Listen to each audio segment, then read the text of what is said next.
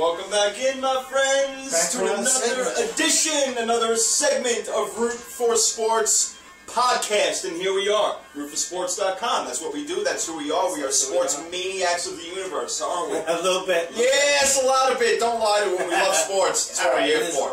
And that's why you're here, I would assume, unless it's to look at a couple of handsome gentlemen over here. I don't know what other reason you would be tuning in. That's true. Yeah, I can't figure any other reason out. You, though, you are especially good looking. Well, I appreciate that. Thank you very much. And before we get in trouble over here, you sent me a text message on the way over here. You asked if I, wanted, any coffee or anything like that, and I responded. I'm like, yeah, do me a favor, please. Give me a cup of coffee if you don't mind.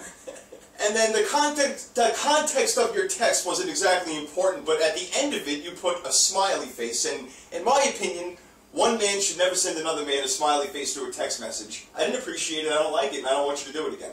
Okay? So that's just for the record. Do you have any response to that? Do you want to hit me with that or anything? Because no, I have no intention of hitting anyone with the bat. I am a non-violent pacifist. I appreciate that, because I'm a little nervous right now. No reason to be nervous. I'll actually give you my theory on that, and this obviously has nothing to do with sports. Because I do find it strange that you would send me a smiley face. You could just say you're happy, and I'd be satisfied with that. And I bet you would. I'm very much a winker. Like, in reality, I'm a winker. It's getting worse. It is getting worse. But you know what drives me nuts is LOL.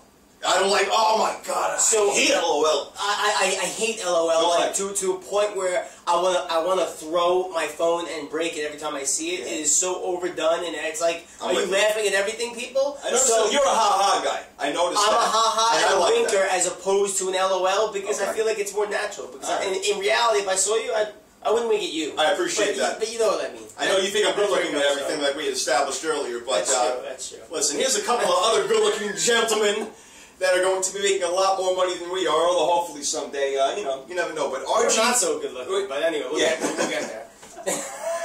With all due respect. RG3 and Andrew Luck are the highlights of this year's draft. They are the two top quarterbacks. They are kind of, I don't know, I guess the second coming of Peyton Manning, Ryan Leaf, although you hope that the Ryan Leaf part of it doesn't turn out either way for Luck or RG3. What's your take on these guys? I know you're into college football a little bit more than I am, actually, and so I'll give you, credit on that. You've watched them a little bit more than me. What's your take on these guys? My take is I don't think either one of them is Ryan Leaf. Although that's very hard to predict. It is. You're right. But I think a lot of the Ryan Leaf was outside of football. Like, I think he had like mental issues, and I'm not making a joke about that. That led to a lot of his, like, he didn't put the work ethic in. He ended up having a drug problem later on. I think everything's cleared up, and he's now a coach and whatever. Had problems with the media, for sure. Problems with the media, but I think there was some other issues outside of football that played into that. As far as these two guys, I look at it this. Andrew Luck, in my opinion, is a can't miss. You think so? I think, again, going back, like we discussed this, I don't think he turns into Peyton Manning necessarily, but I think he's absolutely a franchise quarterback. All right. RG3, I think, has the potential to be even better than Andrew Luck. It's just very hard to predict, and, the whole Cam Newton example that keeps coming up, he's very much like Cam Newton. I think he may even have a bigger arm than Cam Newton. Cam's got a big arm, that's a lot to say. I know, and I think he is faster than Cam Newton, although if you ask RG3, he doesn't want to run the ball. He doesn't want to be Michael Vick. Sure. He'd rather be in the pocket, which I really love. But Cam Newton also, to his credit, he would rather be a pocket passer also. That's true, but him being a runner is part of his repertoire. No doubt. He had 13 or 14 rushing touchdowns last year. Sure. RG3 is going to run when the play breaks down, but the issue with that is RG3 has world-class track speed. He's very fast. He ran 4.3 something at the combine. The fact he's keeping that in reserve as just an extra weapon, I think, is awesome. Another thing with him at the combine, though, real quick, is the measurables were a question with RG3. Right. Is he really 6'2"? And he actually measured a little bit over 6'2", which is great. 220 some odd pounds. So he's got the dimensions to be a quarterback. Absolutely. Got the speed, got the accuracy. The weird thing, and the thing I worry about, is that he just burst onto the scene late. Kind of like Jamarcus Russell. Like he burst onto the scene late in LSU. And, there's plenty of other quarterbacks. Tim Couch, for example, was a first-round pick, and he didn't work out. There's a lot of guys that just don't work out that kind of like come on the scene maybe a little bit later that it's like, oh wow, look at this guy, you know, he's excellent.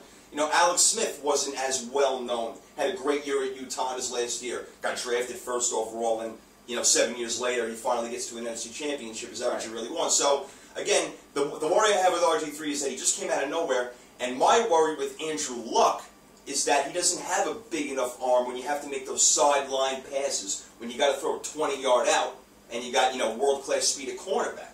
So I don't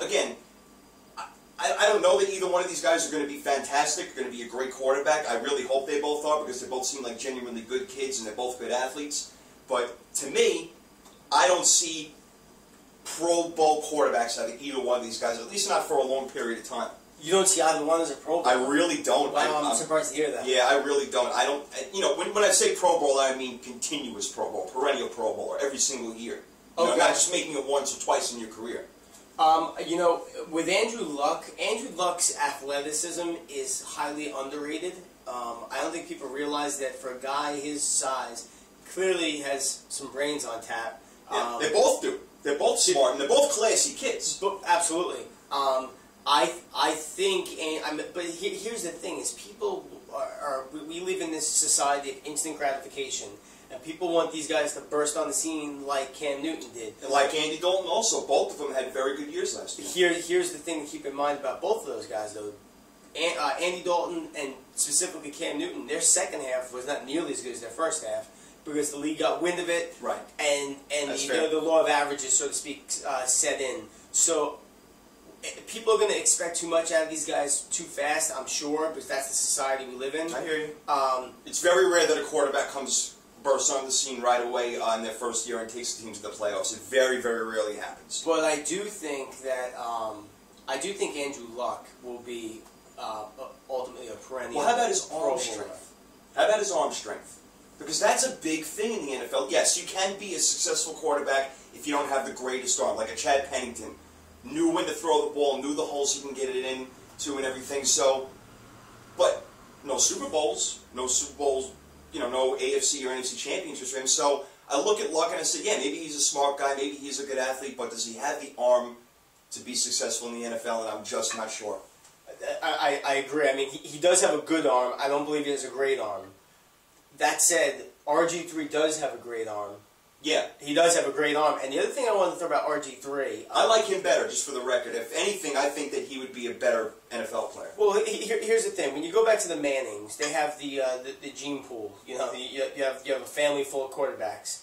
And a brother who never made it, I think because of injury. I think the third brother never made it to NFL because of injury. Yes. He's actually the oldest one. And he was, I think, a wide receiver, if I'm not mistaken. He wasn't a quarterback. But in any case, he was still part of that same gene pool. Mm-hmm.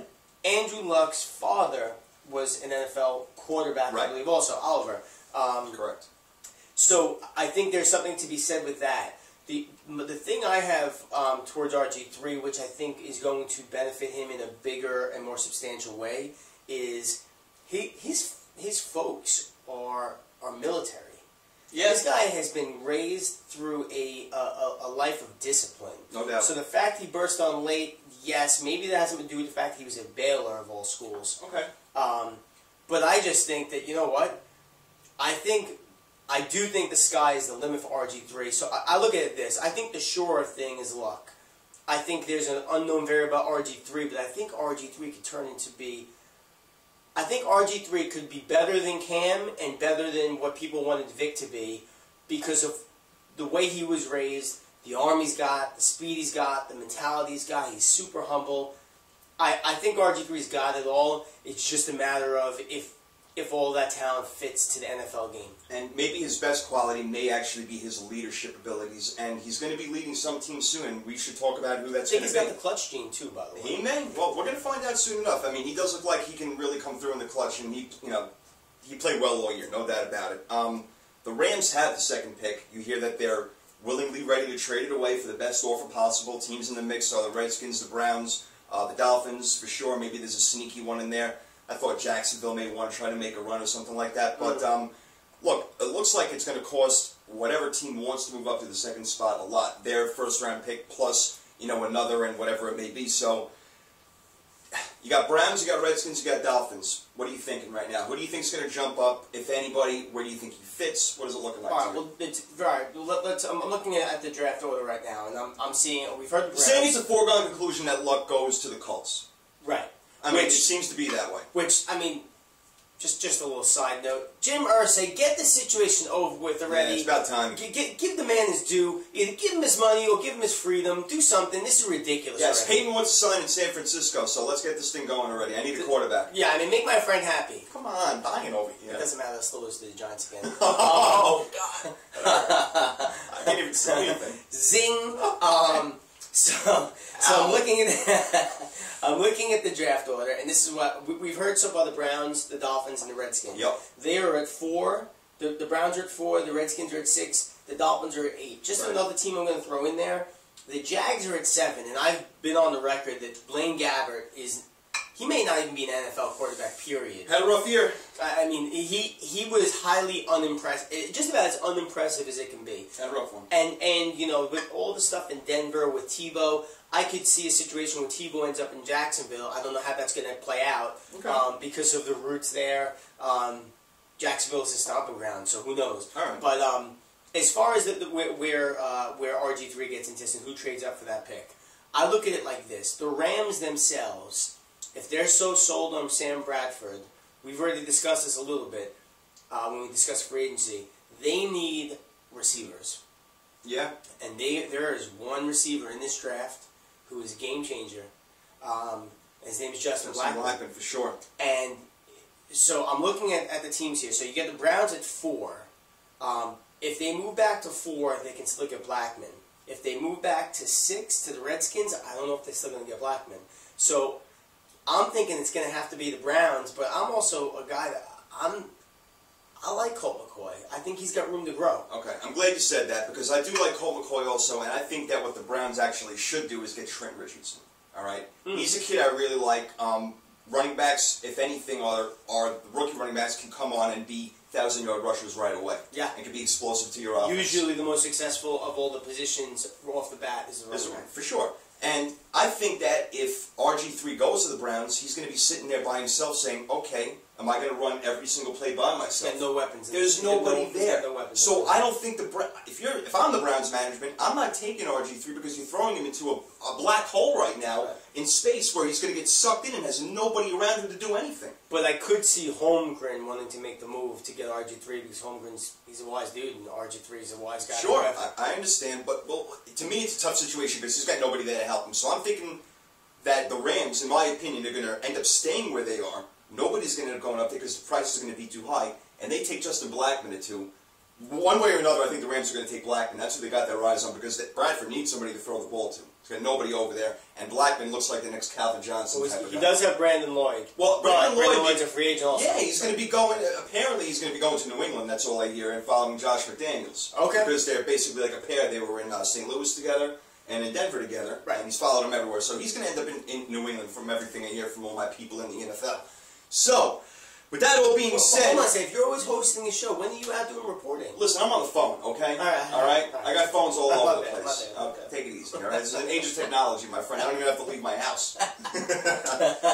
I think that Washington is going to end up with RG3 when it's all said and done. Because really? Yes, because I know Peyton Manning's not going there, and they need a quarterback. So if anybody's moving up, and we know Daniel Snyder, the owner of the Redskins, he will spend money. He's like George Steinbrenner II.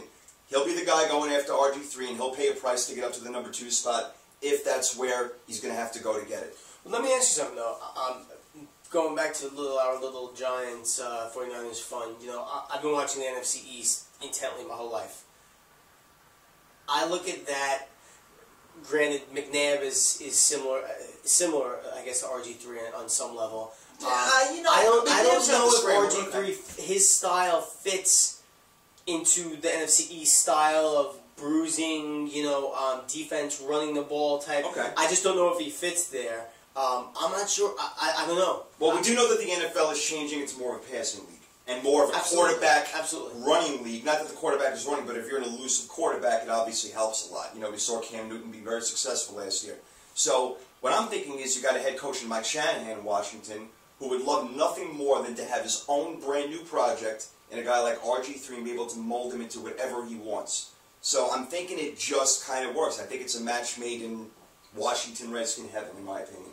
And I think that they're going to be the ones who ends up with him. Well, and I think the Browns, if they're smart, they should draft Trent Richardson. And if that happens, I feel bad for RG3 because I would not want to play for Mike Shanahan. Yeah, oof, yeah, all right. I just wouldn't. All right, he's not a favorite of everybody, that's for sure. Not everybody loves playing for a guy like that. I think there's one guy in the history of the NFL that's ever loved playing for him, and that was John Elway. Yeah, his name is John Elway. I don't know if it was he loved playing for Shanahan or Shanahan loved having Elway for his team. Yeah, either way, it worked out pretty well for them either way. But look, more draft to come. We still have about a month and a half to go, so we'll see if the Rams do make a move before then, or if they wait till draft day. What's going to happen? More Peyton Manning talk to come, where he's going to end up. We both made our predictions. He's got Cardinals, I got Chiefs. We still got to make the wager on that. All right, we got to figure that out by next segment. But we got more to come back to. Again, it's rootforsports.com. Check out the website. We got the blogs. We got the podcast. For the Golden One, I'm the Sports Prophet. We'll be back with segment 3 coming up shortly.